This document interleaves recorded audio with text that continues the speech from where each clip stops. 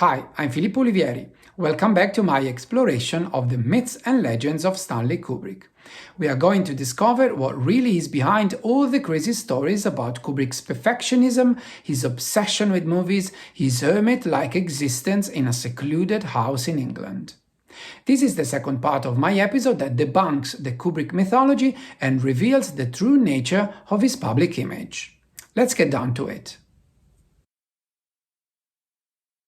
In the first part of the episode, we've discovered all the adjectives and stories that characterize Kubrick's public image and organized them in 7 main traits. These characterizations are both so well established and taken for granted that I named them the Kubrick mythology. Precisely like myths, these stories and attributes have not been questioned and still are uncritically passed on. We have seen that Kubrick complained about the mythology and said it originated because he didn't speak to the press very much, so the reporters kept repeating and elaborating on old stories.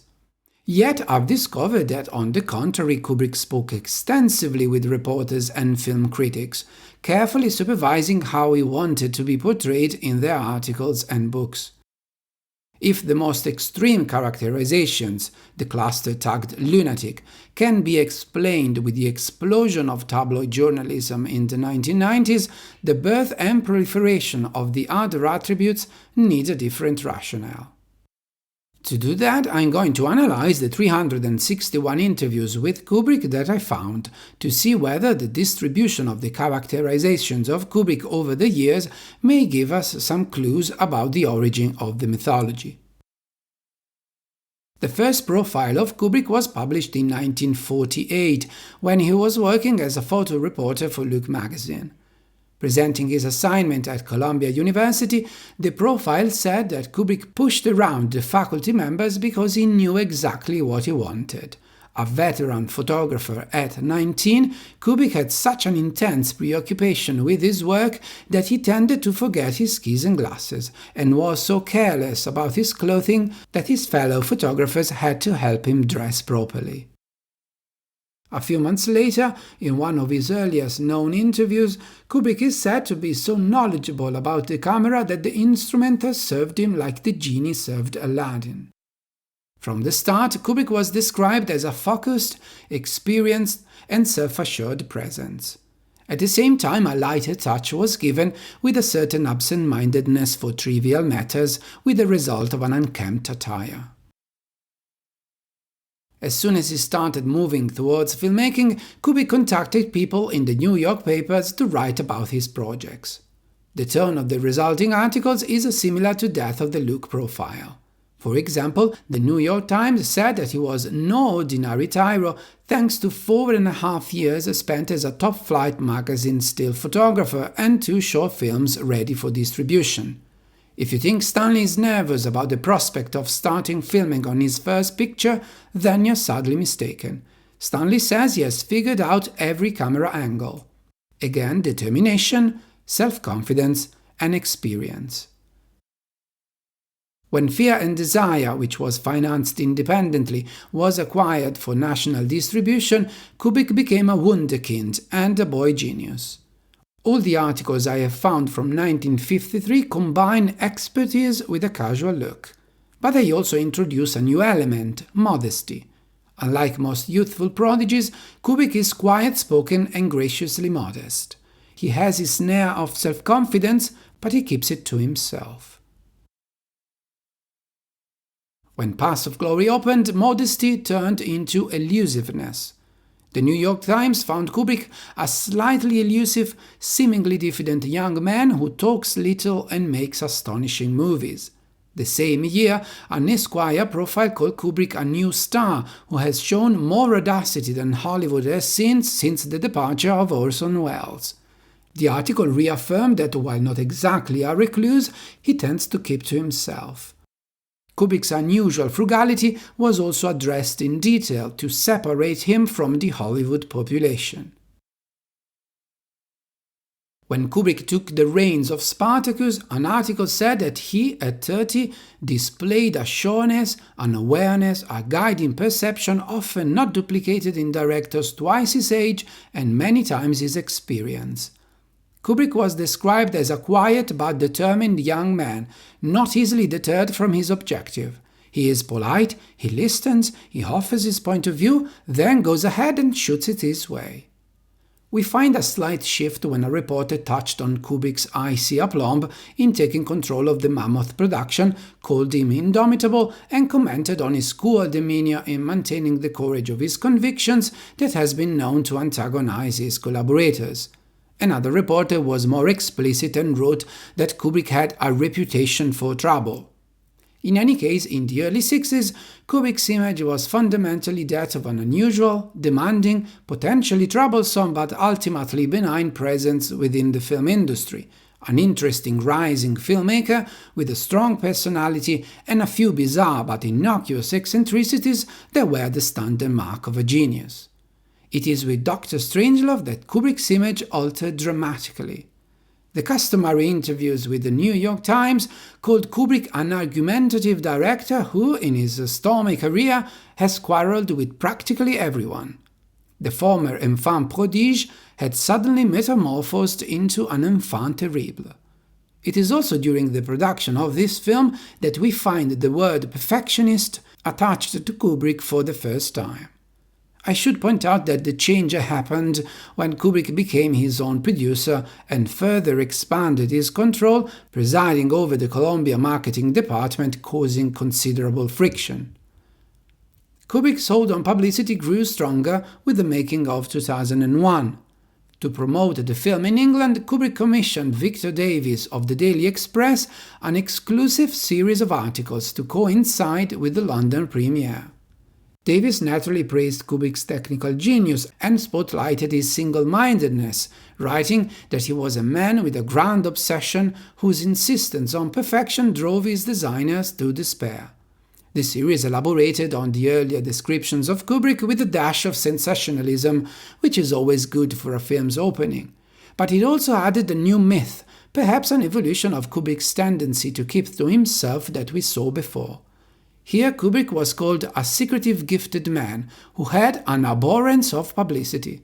Davis wrote, "His workers are sworn to secrecy. His stages are guarded like bullion vaults," to the point that Kubrick was an enigma even to his close associates.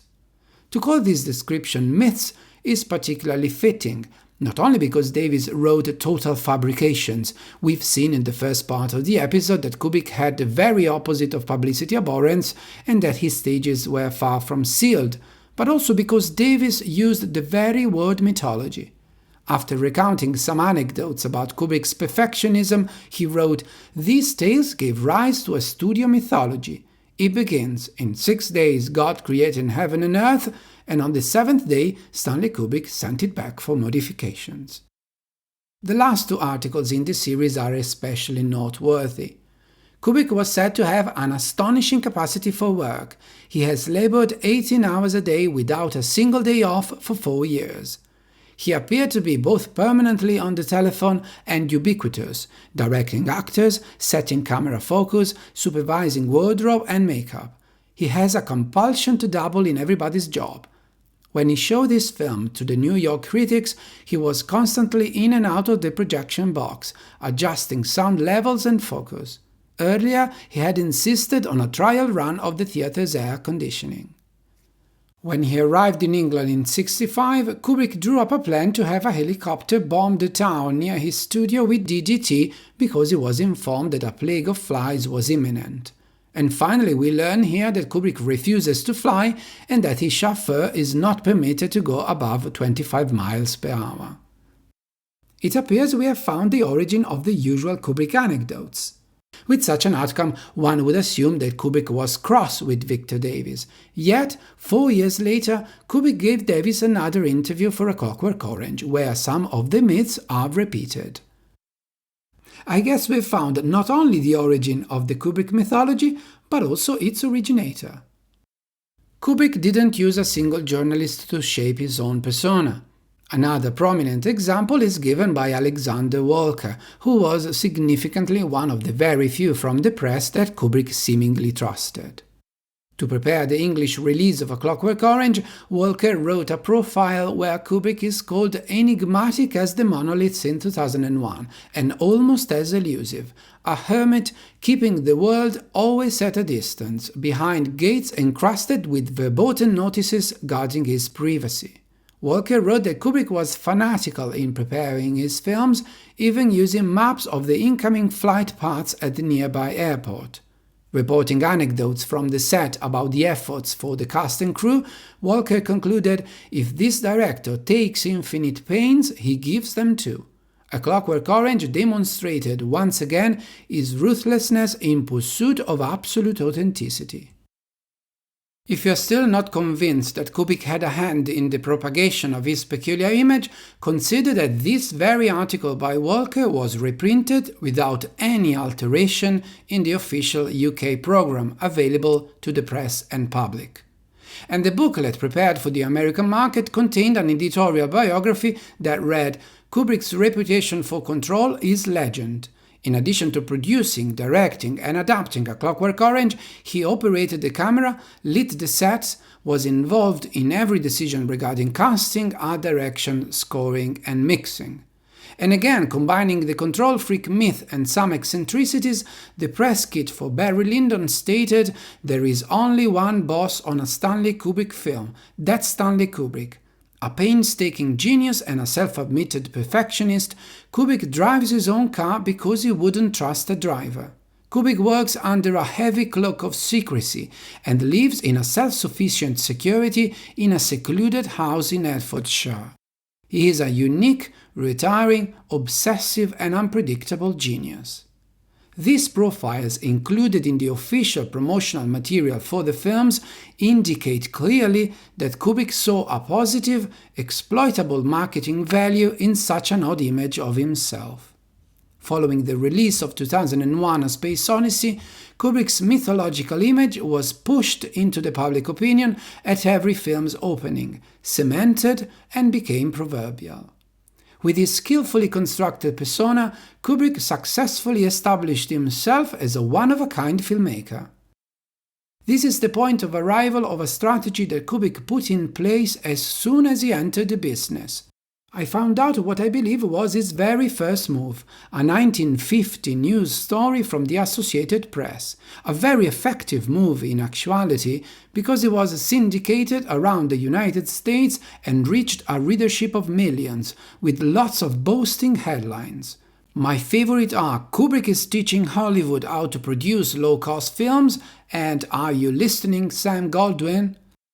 The article shows not only the boldness of the young Kubrick, he was just 22 years old, but also the early signs of a cleverly constructed image. Kubrick juxtaposed himself against the Hollywood producers and directors. They had costly sets, big offices, swimming pools, hordes of assistants, while he didn't even own a house and his only staff was his wife. The article explained that his obsession was movies. During the shooting of Day of the Fight, he did everything himself, from directing to arranging the lights, stands, and reflectors. Kubrick said he was certain he could do his next film for just $50,000. The answer is carefully planning, he said. We have worked out on paper every scene, every shot. There will be no writers, producers, directors, or art directors to contend with. There won't be any time lost in argument or discussion. There will be only one boss, me. Basically, everything we've examined so far is contained in this article. It marks the birth of an image that Kubrick nurtured for the following 40 years, controlling it as much as he controlled his films. Kubrick was the mastermind behind the Kubrick mythology. A few actors and collaborators have recounted how Kubrick shaped his image by filtering anything that was supposed to go public, instructing them what to say and not to say about him. Among them Malcolm McDowell, Ken Adam and Roger Caras. I will only give you what I think is the most extreme example of Kubrick's manipulations of his own image. It was told by Gordon Stainforth regarding the editing of Vivian Kubrick's documentary Making The Shining. There were two sequences of Stanley that showed him in a rather warm light, not in that kind of aggressive light that has been rumored about. In our cut, he was very warm and nice, and he wanted those scenes cut out, and what was left were the sequences of him shouting at Shelley Duvall in the snow. Reduce the smoke a little, Alan. Reduce the smoke a little bit, Alan. Action, Shelley! Cut it. Nobody even said roll He has video. no desperation. Oh, come on. What do you mean roll 2 video? seconds. We're fucking killing ourselves out here, and you're going to be ready. I am too. I'm standing So we right play by mood the music? door. No, I Yeah, can't but when you hear. came in like this, you should have just... We're sitting there because they say, wait a minute, and then you say on the radio, But when you go. do it, you've got to look desperate, Shelley. You're just wasting everybody's time there. I can't even get Well, this push door against open. it. It was almost as if he wanted that side of him to be shown and not the side where he was very gentle and nice to his actors. I spoke with Jay Cox, who met Kubrick in 1968 to write a profile for Time magazine. He was also the author of that article where Kubrick dismissed the myths as your usual Kubrick anecdotes. In those years, Cox became friendly with Kubrick, and it's interesting to see how a text written not by a journalist but by a friend still repeats the mythology and asserts all the stories are true. This is what Cox said to me. So he's very amused at this mad genius stuff. And I can tell you for a fact, Stanley thought it was pretty funny too. But he was aware of the publicity advantages of it. Mm-hmm. He constructed a mysterious persona. Yeah. Nothing mysterious about it. I mean, he's just a wonderful, funny guy, a great companion. We have been appreciating Kubrick as a wonderful, funny guy in recent years, thanks to new memoirs by his collaborators, but such a positive image was definitely not encouraged while he was alive. It's important to stress that the construction of a controversial image was done to the benefit of the filmmaker. Being a megalomaniac, perfectionist, obsessive, secret and eccentric genius helped Kubrick find and keep a place in the business and be talked about by critics and audiences alike and turn his films into great occasions. If you think about it, all these stories and characterizations are positive or negative in a captivating way. In fact, the Kubrick mythology tapped into a character type much beloved in Hollywood, the visionary megalomaniac. The only part of the mythology that was not helpful was predictably the one that originated in the 90s, without Kubrick's input or action. It is easy to see how those characterizations were damaging, because the only possible outcome of such stories is a dangerous individual who puts money and people at risk and whose fixations should not be indulged. On the contrary, all the other clusters had a specific, productive function. If he was a megalomaniac, then he was noteworthy, memorable, relevant. As a genius, his work should be studied attentively. Because he was a perfectionist, his films are perfect. His obsession calls for an equally obsessive attention from the part of the audience. His eccentricities contributed with a lighter touch to make him unconventional, always interesting, even charming. But he was secret too, which fascinates everybody endlessly and calls for wanting to know more and more. It is not rare to find an unusual, if not bizarre, public image for any popular artist. In fact, many work hard to build one. This may be especially true for film directors, because they function in a fiercely competitive industry and have to win over an audience that has always been much more interested in actors. Thanks to a well-crafted mythology, a director can become a household name, and his films can be seen as part of an oeuvre, thus deserving repeated viewings, film criticism and academic studies. A director may even achieve a cult status. Of all the important filmmakers, it is likely that the most identifiable are those who had built a mystique, or gave rise to shocking anecdotes, or had an alluring public image. Kubrick was no exception, but for one thing. What sets him apart from his fellow directors is that he pretended he had nothing to do with his public image, and even that he was irritated by it. From the 1970s, he repeatedly complained about the mythology while at the same time providing the very same myths to media outlets through authorized press kits and the help of assisting journalists. I'll give you one more example because it is quite shocking. The press kit for The Shining included a reprint of an article by Jack Kroll for Newsweek magazine. It read, "Kubrick is famous for his obsessive attention to detail. He will shoot a scene over and over, with Scatman Crothers stressing that they reached 40, 50, 87 takes in some scenes." 7 years later, in a new interview to the same reporter for the same magazine, Kubrick complained about the myth of the many takes and said it was not true. But why selecting the first article for the official press kit then? This, to my knowledge, is unheard of. I cannot think of any other artist who expressed this satisfaction for a persona they contributed to create. To make sense of this puzzle, I came up with an explanation inspired by what Kubrick said about the value of mystery in cinema. "I believe movies have lost a lot of their romance and glamour through the present-day custom of having stars open up their private lives," he wrote at the time of Lolita. "I have a nostalgia for the days before my time when Hollywood was a mysterious, exciting place where every star was a fabulous person. They didn't tell all about themselves. They encouraged rumors, but they never divulged facts. I like stars to have a mystery." Kubrick was speaking about the reason why Sue Lyon was kept secret during the shooting, or, as he repeatedly phrased it, clouded in absolute mystery. But I don't think it's a stretch if we apply this attitude to Kubrick's own persona.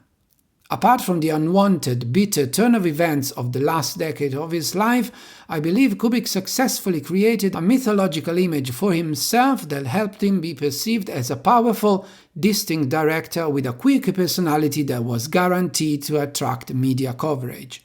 He did so by not telling all about himself, by encouraging rumors, by never divulging facts, in short, by becoming himself a star clouded in absolute mystery. The most intriguing result of the mythology for me is the aura of divinity that gradually attached itself to Kubrick.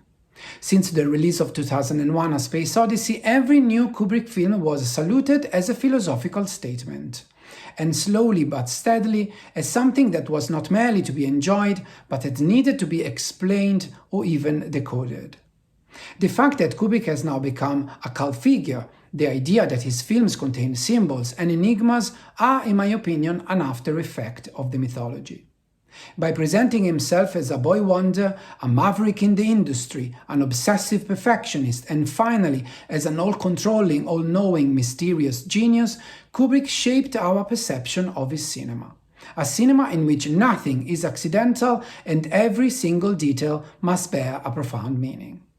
Kubrick is now firmly set in pop culture and is under endless critical and academic scrutiny. Of course, this is because his films are masterpieces, but I'm convinced it is also because he succeeded in stirring our imagination by inventing himself as a powerful, enigmatic presence. This is one way you buy immortality. Do let me know if you agree, and please subscribe to my channel. There are more videos to come. Thanks for watching. Bye!